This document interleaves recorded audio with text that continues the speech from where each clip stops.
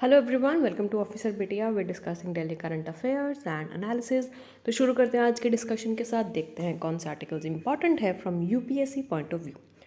The first article is about public emergency. तो जो श्रीलंका है, that is India southern nation, वहाँ पर लग गई है एमरजेंसी। देखते हैं क्यों लगी है, क्या कारण है, एंड एमरजेंसी लगने पर क्या वहाँ पर पॉलिटिकल अपहेवल क्या हो रहा है। जो श्रीलंका के प्रेसिडेंट हैं गोताबे राजपक्षा, उन्होंने डिक्लेयर किया है इमरजेंसी, जहां पर अब सारी पावर स्टेट की दी जा रही है आर्म्ड फोर्सेस पर। ये क्यों हुआ है? क्योंकि वहाँ पर जो काफ़ी सारे सिटीजन्स हैं वो प्रेसिडेंट के हाउस पर पत्थर फेंक रहे थे, काफ़ी ज़्यादा स्टॉर्मिंग कर रहे थे, अपना गुस्सा निकाल रहे थे, क्योंकि कंट्री में बहुत ज़्यादा इकोनॉमिक क्राइसिस चल रहे थे। तो इसी के बदौलत जब सिचुएशन आउट ऑफ कंट्रोल हो गई तो श्रीलंका के प्रेसिडेंट ने वहाँ पर लगा दी है पब्लिक इमरजेंसी, और जो सारा कंट्रोल है वो आर्मी पर चला गया है। ये जो टफ लॉज हैं जिनको इन्वोक किया जाता है, जहाँ पर मिलिट्री को पावर दी जा रही है, और मिलिट्री पावर दिया जा रहा है तो इसका मतलब वो किसी को भी जो सस्पेक्ट होता है उसको अरेस्ट कर सकते हैं बिना उसके ट्रायल के, एंड इसका कोई टाइम पीरियड भी नहीं होता कितने पीरियड तक वो डिटेन करके रख सकते हैं। इसलिए जो सिटीजन है वो प्रोटेस्ट कर रहे हैं एंड रेजिग्नेशन मांग रहे हैं प्रेसिडेंट ऑफ श्रीलंका का। जो नेशन है काफ़ी सारे एसेंशियल शॉर्टेजेस वहाँ पर फेस कर रहा है, उनके पास खाने पीने की भी कमी हो रही है, फूड क्राइसिस वहाँ पर आ चुका है। अगर आपने पहले भी न्यूज़ फॉलो की है तो वहाँ पर श्रीलंका में काफ़ी टाइम से फूड क्राइसिस चल रहे थे, राइस के प्राइसेस बढ़ रहे हैं, जो पावर कट्स है वो भी हो रहा है, हर एक खाने चीज़ें पीने के प्राइसेस बढ़ रहे हैं, रहने के लिए रेंट बढ़ रहा है, तो काफ़ी डिफ़िकल्ट होता जा रहा है लोगों के लिए वहाँ पर रहना, इसी वजह से ये प्राइसेस बढ़ रहे हैं। यहाँ पर नाइट टाइम कर्फ्यू भी इम्पोज किया गया है जब प्रेसिडेंट ऑफ कंट्री के ऊपर काफ़ी ज़्यादा बॉम्बार्डमेंट होने लगी। तो श्रीलंका की लोकेशन देखते हैं। This is your Sri Lanka, that is India southern border. तो ये जो तमिलनाडु की कोस्ट है उसके इधर है श्रीलंका, यहाँ पर है लक्काड्वीप सी, एंड ये है नीचे आपका Indian Ocean. So you can just check out the location of Sri Lanka ना। अब देखते हैं कि इमरजेंसी को क्यों डिक्लेयर किया गया था। क्योंकि वहाँ पर पब्लिक ऑर्डर नहीं था, जैसे कि डिस्कस किया, इसलिए काफ़ी ज़्यादा प्रोटेक्शन नहीं थी, सर्विसेज की, सप्लाईज़ की, एसेंशियल कमोडिटीज़ की लोगों के पास नहीं हो रही थी। इकोनॉमिक कंडीशन की अगर हम बात करें तो इन्फ्लेशन 18.7% हो गया था, फूड प्राइसेस बढ़ गए थे, पावर कट्स रोज़ 13 घंटे का लगता था, जो हॉस्पिटल्स थे गवर्नमेंट हॉस्पिटल वहाँ पर भी शॉर्टेजेस थे, लाइफ सेविंग मेडिसिन नहीं थे, वहाँ पर दवाइयाँ नहीं हैं, लोगों का इलाज भी नहीं हो रहा। और जो IMF है उन्होंने भी अप्रोच किया था गवर्नमेंट को कि अगर आप मोड लेना चाहते हो तो आप इंडिया और चाइना से लोन ले सकते हो, बट ऐसा कुछ नहीं हुआ। इस वजह से वहाँ पर काफ़ी ज़्यादा जो सिचुएशन है वो अनकंट्रोलेबल होती गई। अब देखते हैं कि इकोनॉमिक क्राइसिस कंट्री में आया क्यों, उसके क्या कारण हैं। जो श्रीलंका है उसकी कंडीशन बहुत ज़्यादा सीवियर हिट लिया है क्योंकि कोविड की वजह से, क्योंकि वहाँ पर टूरिज्म इंडस्ट्री ने बहुत ज़्यादा डिप मारा है, एंड जो कंट्री है उसका जो मेजर सोर्स ऑफ इनकम था वो टूरिज्म ही था, जिस वजह से उनको काफ़ी सारी दिक्कत यहाँ पर फेस करनी पड़ी।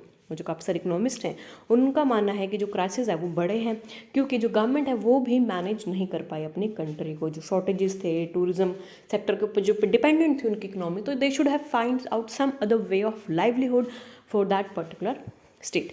लेकिन वहाँ पर बोरोइंग्स बढ़ती गई, लोन तो ले ही रखे थे तो उनके ऊपर इंटरेस्ट रेट था, तो जिस वजह से जो कंट्री की सिचुएशन है वो और ज़्यादा ख़राब होती चली गई। So that was the main reason about worsening of economic crisis in Sri Lanka. Next is about India-Australia Economic Cooperation and Trade Agreement. तो यहाँ पर हुआ है इकोनॉमिक एग्रीमेंट इंडिया और ऑस्ट्रेलिया के बीच में। ये जो इकोनॉमिक कॉपरेशन है, ट्रेड एग्रीमेंट है, ये साइन किया गया है, जहाँ पर जो ऑस्ट्रेलिया है वो ड्यूटी फ्री एक्सेस देगा इंडिया के कुछ प्रोडक्ट्स को, एंड वो प्रोडक्ट्स 95 कैटेगराइज में लिस्ट किए गए। 95 प्रोडक्ट्स को ड्यूटी फ्री ट्रैवल दिया जा रहा है, जैसे कि लेदर है, टेक्सटाइल, स्पोर्ट्स प्रोडक्ट, ज्वेलरी, उन सबको ड्यूटी फ्री एक्सेस मिल जाएगा ऑस्ट्रेलिया की मार्केट में। तो ये है आपका ऑस्ट्रेलिया। जो ऑस्ट्रेलियन मिनिस्टर थे उन्होंने इंडिया के इकोनॉमिक कॉपरेशन ट्रेड एग्रीमेंट को वर्चुअल सेरेमनी के थ्रू साइन किया है। जो इंडियन प्राइम मिनिस्टर है एंड ये भी प्रेजेंट थे मीटिंग्स के दौरान, prime minister of Australia was also present, and यहाँ पर बात किया जा रहा है बायलैटरल ट्रेड बढ़ाने की, that is 45 to 50 US billion dollar from 27 billion dollar in the next 5 years। तो पहले 27 बिलियन US डॉलर का ट्रेड होता था, लेकिन अब इसको डबल कर रहे हैं, 45 से 50 बिलियन US डॉलर तक का ट्रेड ले जाने की बात यहाँ पर हो रही है। जो 96.4% एक्सपोर्ट्स जो ड्यूटी फ्री एक्सेस दे रहा है इंडिया को, वो ऑस्ट्रेलिया ने पहले दिन से ही ऑफर किया था। अब इसमें काफ़ी सारे प्रोडक्ट्स कवर किए जाएंगे जहां पर ऑस्ट्रेलिया की मार्केट अट्रैक्ट करती है 4 to 5% कस्टम ड्यूटी। काफ़ी लेबर इंटेंसिव सेक्टर है जिनको काफ़ी ज़्यादा बूस्ट मिलने वाला है इस पर्टिकुलर एग्रीमेंट से, जैसे कि अपैरल्स है, न्यू फिश एग्रीकल्चर प्रोडक्ट्स है, textiles, footwear, leather, sports, furniture, machinery, jewellery, railway wagons and electrical goods. तो इंडिया का जो मेजर पोटेंशियल है इलेक्ट्रिकल गुड्स में, टेक्सटाइल में, वो अब ऑस्ट्रेलिया में बिना कोई कस्टम ड्यूटी पे किए वहाँ पर पहुँच जाएगा और ऑस्ट्रेलिया के मार्केट में इंडिया के गुड्स शोकेस होने लगेंगे। होते तो पहले से, पर वो थोड़े प्राइजेस हाई पर होते थे, लेकिन अब वो अफोर्डेबल प्राइस पर वहाँ पर शोकेस होने लग जाएंगे। तो यहाँ पर कुछ डाटा दिया गया है कितना इंडिया और ऑस्ट्रेलिया का ट्रेड है। जो इंडिया है वो 9th largest trading partner Australia का, और इंडिया के लिए ऑस्ट्रेलिया 17th आता है उसके ट्रेडिंग पार्टनर्स में। 2021 में बात करें, लास्ट ईयर की जो बायलैटरल ट्रेड रहा है दोनों कंट्रीज़ में, अगर हम गुड्स और सर्विसेज की बात करें तो वो $27.5 बिलियन रहा है। So that it is a good trade. India और ऑस्ट्रेलिया के हमेशा से ही रिलेशन बहुत अच्छे रहे हैं, तो इनको हम बढ़ाने की बात कर रहे हैं ताकि हमारे जो रिलेशन है दोनों कंट्री के इम्प्रूव हो सके।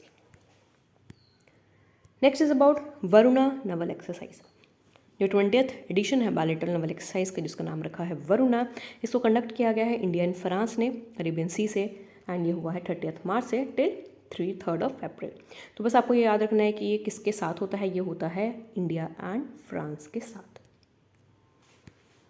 यहाँ पर क्या होता है, वही दोनों जो कंट्रीज़ की नेवीज़ हैं, जैसे submarine ships, fighter aircraft, maritime patrol aircraft, helicopters, जो सब पार्टिसिपेट कर रहे हैं। एंड ये जो एक्सरसाइज है ये ऑपरेशनल स्किल्स को शार्पन करेंगी, मैरीटाइम सेक्टर को बूस्ट प्रोवाइड करेंगे, अपनी कमिटमेंट दिखाएंगी कैसे उनको प्रमोशन करना है पीस का, स्टेबिलिटी का और सिक्योरिटी का इस रीजन में। So that is the main M of every exercise. जितने भी इंडिया किसी भी कंट्री के साथ या अपनी डोमेस्टिक एक्सरसाइजेस करता है, इंडिया का मेन एम यही होता है कि वो अपना जो इंटरऑपरेबिलिटी है, अपने जो ऑपरेशंस हैं, मिलिट्री टैक्टिकल ऑपरेशंस, उनको और ज़्यादा स्ट्रेंथन कर सके और अपने प्रिपेयर्डनेस एफर्ट को मजबूत कर सके। तो that is the main M of the exercise. अगर हम हिस्ट्री की बात करें तो 1993 से ये चल रही है। 2001 में जो एक्सरसाइज है उसको वरुणा नाम दे दिया गया था, एंड तभी से ये इंडिया और फ्रांस के स्ट्रैटेजिक रिलेशनशिप के लिए बहुत ज़्यादा इंपॉर्टेंट हो गई थी। एंड इसी पर्टिकुलर एक्सरसाइज की वजह से ये एक तरह से एड अप हुआ है, दोनों के रिलेशन में काफ़ी ज़्यादा सुधार आने शुरू हुए हैं, जहाँ पर दोनों जो कंट्रीज़ हैं काफ़ी ज़्यादा अपॉर्चुनिटीज़ प्रोवाइड करते हैं एक दूसरे के लिए, ताकि कुछ भी पॉसिबल प्रैक्टिसेस किया जा सके। यहाँ पर शेयर्ड कमिटमेंट रहती है दोनों कंट्रीज़ के लिए, सिक्योरिटी, सेफ्टी एंड फ्रीडम के लिए, ताकि हमारा जो ग्लोबल मैरीटाइम सेक्टर है वो सेफ और एकदम से फ्री ट्रैवल एक्सेस हो सके। Now next is about national film development corporation merger.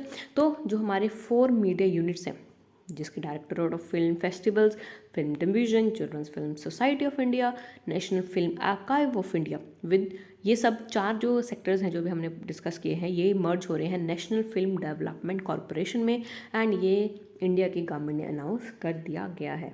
तो जो गवर्नमेंट ने 4 फिल्म बॉडीज़ को नेशनल फिल्म डेवलपमेंट कॉरपोरेशन के अंदर मर्ज करने की बात की रही है।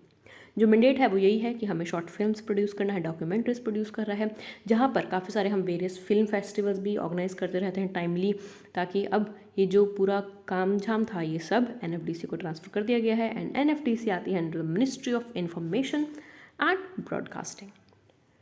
इसका मीनिंग यही था कि हमें ओवरलैपिंग एक्टिविटीज़ की जो हो रही थी, क्योंकि वही काम जो फिल्म डायरेक्टर्स करते हैं वही काम छोटी छोटी एजेंसीज कर रही थी, तो इट इज़ बेटर कि हमने उनको सबको अमेलगेट कर दिया, मर्ज कर दिया एक ही मेजर ऑर्गेनाइजेशन में, तो वही उन सब का देख रेख कर लेगी और हमारा एक्सपेंडिचर भी बढ़ेगा और काफ़ी ज़्यादा जो ह्यूमन रिसोर्स रिक्वायरमेंट्स हैं वो भी कम हो जाएंगे।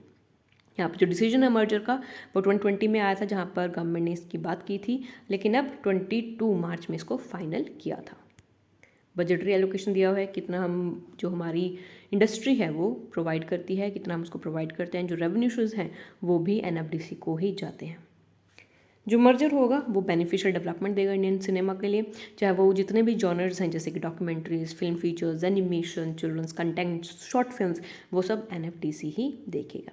इससे क्या होगा, जो हमारी मैन पावर है उनको यूटिलाइजेशन हो जाएगा और जो इंफ्रास्ट्रक्चर है उनका भी एफिशिएंट मैनर में यूज़ हो जाएगा।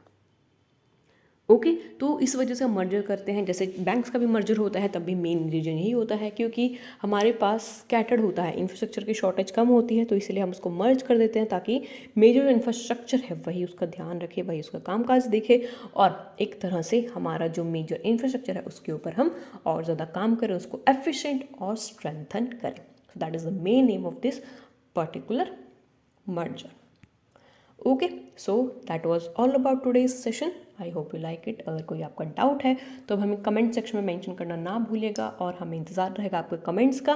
और अगर कोई सजेशन है तो आप हमें वो भी प्रोवाइड कर सकते हो. And don't forget to write us to us at info@officerbitia.com. So that was all about today's session. So thank you and all the best for your preparation.